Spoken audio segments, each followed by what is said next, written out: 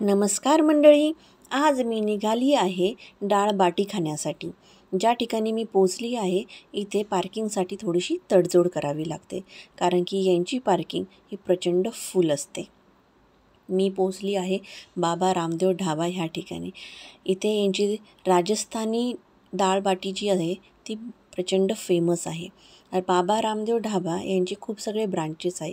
मी कोणत्या ठिकाणी आली आहे ते डिस्क्रिप्शन बॉक्समध्ये मेन्शन केलेलं आहे यांचा ॲड्रेस.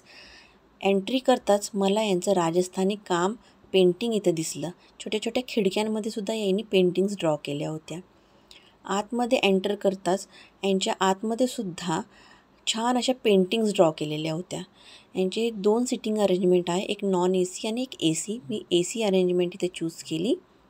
यांची जी सिटिंग अरेंजमेंट आहे ती थोडीशी कंजेस्टेड आहे. AC सिटिंग अरेंजमेंट ज्या ठिकाणी मी आले तिथेसुद्धा खूप सुंदर अशा पेंटिंग्स केल्या होत्या, इम्प्रेसिव्ह होत्या. आता आपण वळूया मेनू कार्डकडे.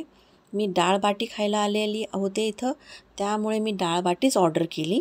मी राजवाडी डाळ बाटी ऑर्डर केली आणि माझ्या हजबंडनी कोल्हापुरी डाळ बाटी ऑर्डर केली. इथे पनीर, राईस, यांची राजस्थानी स्पेशल डिशेस यांचं तुम्हाला प्रचंड भंडार तुम्हाला इथे मिळेल मेनूजमध्ये. माझी राजवाडी थाली इथे आलेली आहे. राजवाडी थालीमध्ये ॲक्च्युली ते सर्व करतात डाळ, 4 बाटी, खिचा पापड, गुलाबजाम, गट्टे की सब्जी आणि 1 ग्लास ताक. ताक थोडंसं उशिरा येतं यांचं, पण ते देतात. आणि त्यांनी त्याच्याबरोबर कांदा लिंबूसुद्धा सर्व केलं. कोल्हापुरी डाळ बाटीमध्ये 4 बाटी आणि कोल्हापुरी डाळ येते. बाटी ही तुपामध्ये ते सर्व करत नाही. राजवाडी थालीमधली बाटी मी आता घेतलेली आहे. यांची बाटी प्रचंड गरम होती. ते ज्या मडक्यामध्ये त्यांनी सर्व केलं होतं ते मडकंसुद्धा प्रचंड गरम होतं. तुम्ही तूप बघू शकता, तिथे भरपूर प्रमाणामध्ये तुपाचा यांनी वापर केला आहे. बाटी जी होती ती गरम असल्यामुळे मला ती फोडायला थोडासा त्रास होत होता, कारण चटके लागत होते हाताला, म्हणून ती फोडता येत नव्हती मला. तरी मी ट्राय केलं. डाळ यांची बघता तुम्ही तर डाळची कन्सिस्टन्सी बघा, एकदम घट्ट अशी डाळ आहे, चमचमीत आहे.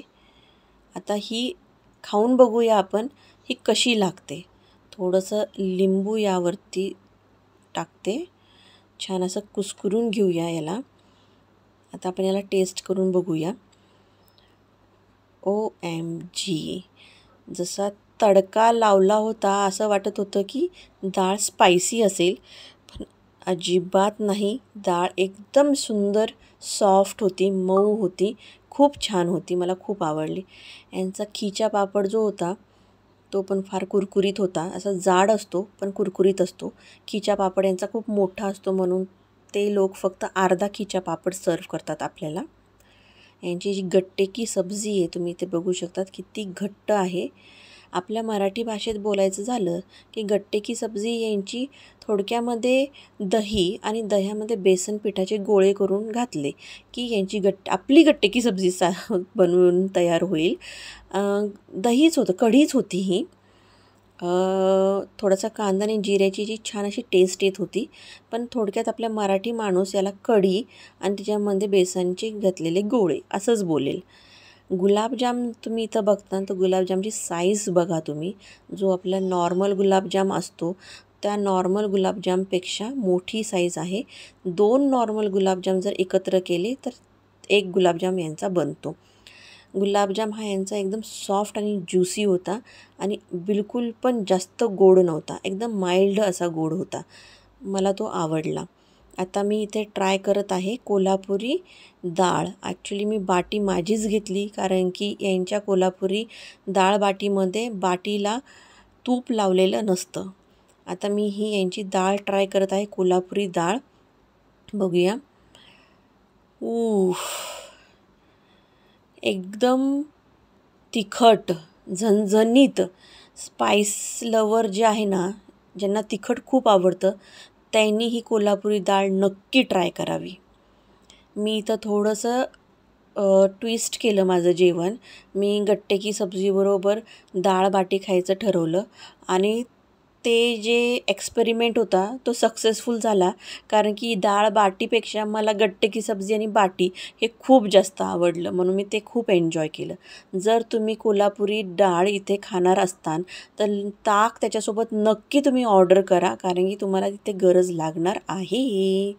हे होतं माझं आजचा मेनू. तुम्हाला कसा वाटला मला नक्की कमेंट बॉक्समध्ये सांगा. लाईक करा, शेअर करा आणि सबस्क्राईब करा माझ्या चॅनलला जर आत्तापर्यंत केलं नसेल तर. आणि एकदा नक्की व्हिजिट द्या रामदेव बाबा ढाबा.